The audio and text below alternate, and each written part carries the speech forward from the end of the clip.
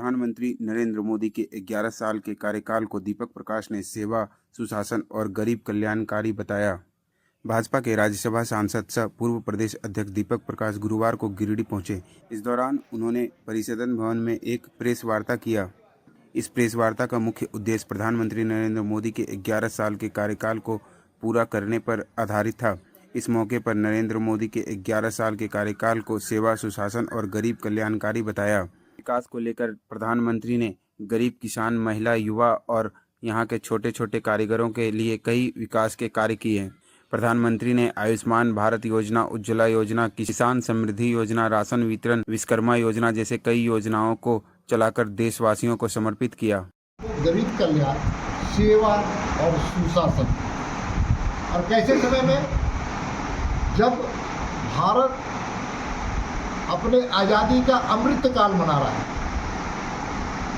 अमृत महोत्सव मना रहा है, और उस समय में भारत 2047 में कैसा बनेगा, तो विकसित भारत बनाने का संकल्प। तो विकसित भारत बनाने में हमको कौन कौन से काम करने पड़ेंगे? तो सबसे पहला था कि पूरे देश की एकात्मता, देश की 146 करोड़ जनता का हम सब लोग मिलकर के एक साथ पूरे देश को आगे बढ़ाने का काम करेंगे।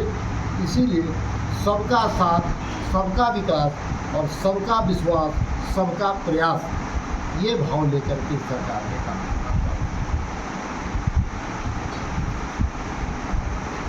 मैं इसलिए कह रहा हूँ कि सेवा, सुशासन और गरीब कल्याण की बात करें तो आयुष्मान भारत इस देश की आवश्यकता है। गरीबी के कारण अपनी बीमारी का इलाज नहीं कर पाते थे, और कर भी पाते थे तो जमीन को बंधक रख करके, गिरवी रख कर लोग करते थे। प्रधानमंत्री गरीब आदमी थे, वो अपनी गरीबी को, हालात को जानते थे, गरीबों को नतीज को देखने का काम। इसे 50 करोड़ लोगों को 11 साल में मुफ्त स्वास्थ्य बीमा योजना लाने का काम किया, जिसको आयुष्मान भारत के नाम से। अब रोटी, कपड़ा, मकान की बात करते तो मकान किसके लिए? गरीबों के लिए, निर्धनों के लिए। इसलिए प्रधानमंत्री आवास योजना में करोड़ों गरीब लोगों के घर बनाने का 4 करोड़ के। अब पानी के बिना लोग बीमारी से ग्रसित हो जाते थे। आप गांवों में, देहातों में, टोलों में हम सबको जानते हैं कि शुद्ध पानी उपलब्ध नहीं होता था। कोई तालाब का पानी पीता था, कोई कोड़ा का पानी पीता था, कोई दूसरी जगह का पानी।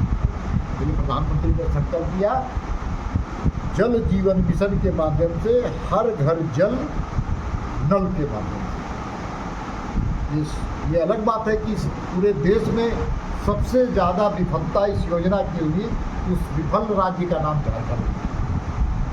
ये अलग बात है कि जब राज्यसभा में इस प्रश्न को पूछा सरकार के माध्यम से, तो सबसे पिछड़ा हुआ, सबसे खराब इस योजना का हालत अगर कोई था तो झारखंड था, और सबसे खराब जिला अगर कोई था तो पाकुड़ जिला।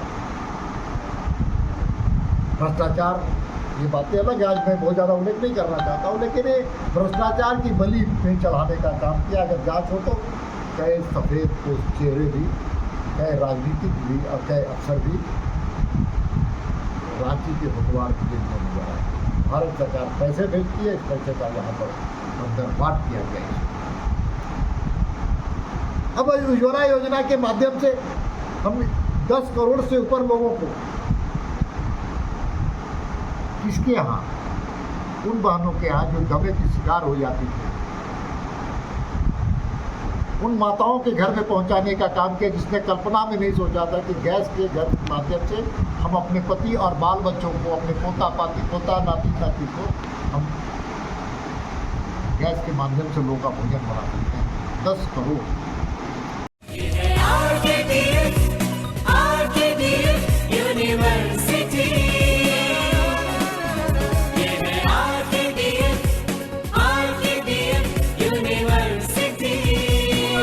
RKDF University Ranchi is a premier teaching and research institution located in the heart of Ranchi city. Chota Nagpur Vasu international school, Gandhi Chowk, Khukhra.